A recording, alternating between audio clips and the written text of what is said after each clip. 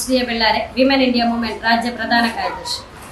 ಆತ್ಮೀಯರೇ, ಮಹಿಳಾ ಸುರಕ್ಷತೆಯು ಒಂದು ಸವಾಲಾಗಿ ಪರಿಣಮಿಸಿರುವ ಅತ್ಯಂತ ಕ್ಲಿಷ್ಟಕರ ಸನ್ನಿವೇಶದಲ್ಲಿ ಇಂದು ನಾವಿದ್ದೇವೆ.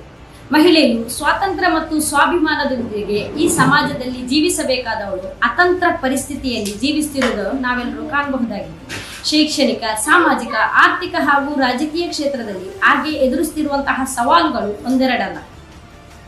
21ನೇ ಶತಮಾನದ ಈ ಮುಂದುವರೆದ ಯುಗದಲ್ಲೂ ಕೂಡ ಮಹಿಳಾ ಸುರಕ್ಷತೆಯ ಬಗ್ಗೆ ತೀವ್ರ ಕಳವಳ ವ್ಯಕ್ತವಾಗ್ತಿದೆ.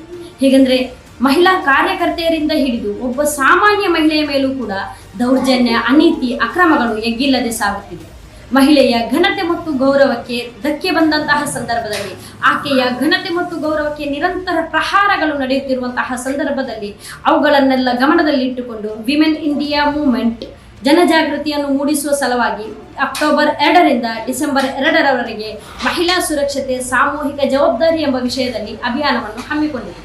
ಈ ಅಭಿಯಾನದ ಪ್ರಯುಕ್ತ ದೇಶದಾದ್ಯಂತ ರ್ಯಾಲಿ, ಮೌನ ಪ್ರತಿಭಟನೆ, ಕ್ಯಾಂಡಲ್ ಮಾರ್ಚ್, ಶಾಲಾ ಕಾಲೇಜುಗಳಲ್ಲಿ ತರಗತಿಗಳನ್ನು ನೀಡುವುದು ಮುಂತಾದ ವಿವಿಧ ಕಾರ್ಯಕ್ರಮಗಳನ್ನು ನಡೆಸುತ್ತಾ ಬಂದಿದೆ. ಸಮಾರೋಪ ಸಮಾರಂಭದ ಅಂಗವಾಗಿ ಕೊಪ್ಪಳ ಜಿಲ್ಲೆಯ ಗಂಗಾವತಿಯ ಬೇರೂನಿ ಆಬಾದಿ ಮಸ್ಜಿದ್ನ ಮೈದಾನದಲ್ಲಿ ಇದೇ ಬರುವ ಡಿಸೆಂಬರ್ 2ರಂದು ಸಂಜೆ 5 ಗಂಟೆಗೆ ಸರಿಯಾಗಿ ಬೃಹತ್ ಮಟ್ಟದ ಮಹಿಳಾ ಸಮಾವೇಶವು ನಡೆಯಲಿದೆ.